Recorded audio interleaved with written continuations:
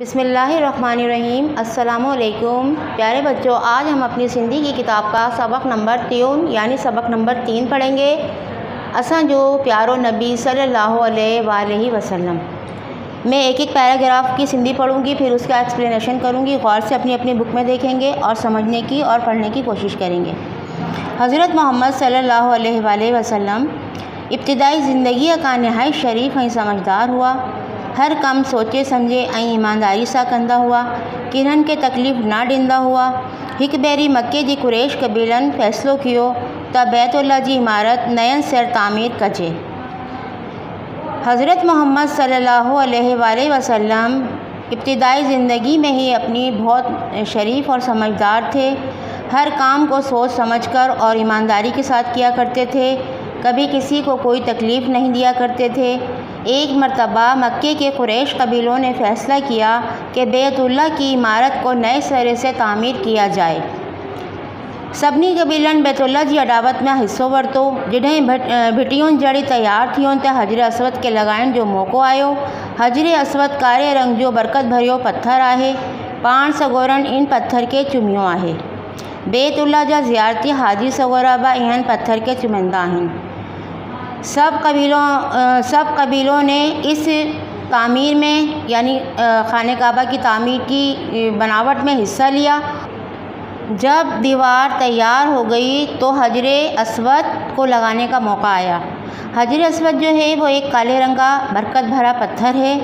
प्यारे नबी सल्लल्लाहु अलैहि वसल्लम जो थे वो इस पत्थर को चूमा करते थे। उसके बाद बैतुल्लाह यानी हज करने जो लोग जाते हैं वो भी हाजी जो कहलाते हैं वो भी इस पत्थर को चूमते हैं। हजर असवद लगाइण वक्त कुरैश जे कबीलनि में इख्तिलाफ़ थिए पियो। हर कबीले जो ख़्याल हो त इहा सआदत केस मिले। झड़ो एतिरो क़दर वधी वियो जो नौजवान मरण मारण लाइ तैयार थिए विया।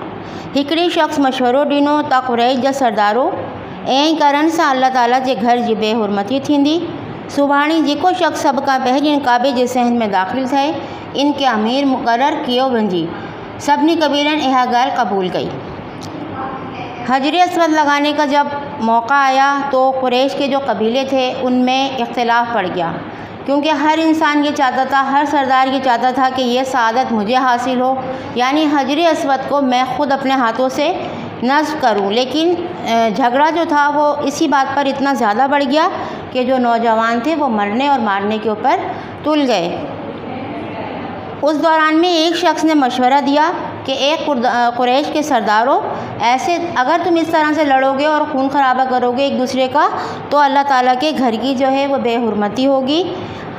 सुभाणी यानी सुबह जो शख्स सबसे पहले काबे के सहन में दाखिल होगा उसको अमीन मुकर्रर करेंगे और उसके बाद तमाम कबीले जो हैं वो उसकी बात को कबूल करेंगे। सुबह जो सब का अॻु जेको शख़्स काबे में दाख़िल थियो सो हज़रत मोहम्मद सल्लल्लाहु अलैहि वसल्लम हो। हाणे फ़ैसिलो पाण सगोरनि के करण पियो। सुबह के वक्त सबसे पहले जो शख़्स काबे के सहन में दाखिल हुआ वो हमारे प्यारे नबी सल्लल्लाहु अलैहि वसल्लम थे। और अब फ़ैसला हमारे प्यारे नबी सल्लल्लाहु अलैहि वसल्लम को करना था, यानी अल्लाह ताला की तरफ से उनको ये सआदत मिली थी कि वो सबसे पहले खाने काबा के सहन में दाखिल हुए। पाण सगोरनि सल्लल्लाहु अलैहि वसल्लम छा कियो जो हिक चादर घुराई, इन जे मथान पंहिंजे हथनि मुबारक सां हजर असवद रखियो। पोइ कुरैश जे समूरनि कबीलनि जे सरदारनि खे चयाऊं त सभु गॾिजी हिन चादर खे खणो। जॾहिं सभु सरदार चादर खणी हजर असवद वारी जाइ ते पहुता त पाण सगोरनि इहो पत्थर खणे पंहिंजे हथनि मुबारक सां लॻाए वरितो। प्यारे नबी सल्लल्लाहु अलैहि वसल्लम ने क्या किया, जब उनको ये सआदत मिली तो उन्होंने एक चादर मंगवाई और उसको अपने हाथों से पकड़ा और उसके अंदर हजर असवद रखा और तमाम जो कुरैश के जो सरदार थे, जो तमाम कबीलों के सरदार थे, उनसे कहा कि तुम सब मिलकर इस चादर को पकड़ो। जब तमाम सरदारों ने वो चादर पकड़ ली और हजर असवद को लेकर जहाँ पर नस्ब करना था उस दीवार के पास पहुँचे तो पाण सगोरनि यह पत्थर खड़े तो फिर प्यारे नबी सल्लल्लाहु अलैहि वसल्लम ने उस पत्थर को उठाया और अपने मुबारक हाथों से उस जगह पर नस्ब कर दिया, उस जगह पर लगा दिया। अहिड़ी रीति कुरैश जे कबीलनि में झड़ टरी वियो ऐं सभु हुज़ूर पाक सल्लल्लाहु अलैहि वसल्लम जे फ़ैसिले ते ख़ुशि थिए पंहिंजे पंहिंजे घरनि ॾांहुं रवाना थिए विया।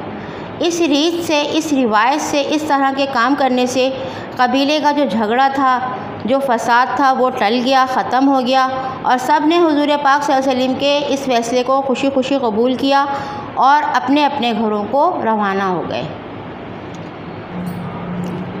प्यारे बच्चों, अभी मैंने सबक पढ़ा, यकीनन मुझे उम्मीद है कि आपकी समझ में अच्छी तरीके से आया होगा और जो मैंने एक्सप्लेनेशन की, जो मैंने समझाया वो भी आपकी समझ में आ गया होगा। अब आप अपने घर में बैठकर अपने इस सबक को दोबारा से पढ़ने की मशक़ करेंगे और समझने की मशक़ करेंगे ताकि आपको तलफ़्फ़ुज़ वग़ैरह अदा करने में आसानी रहे। फिर इसके साथ ही अल्लाह हाफ़िज़।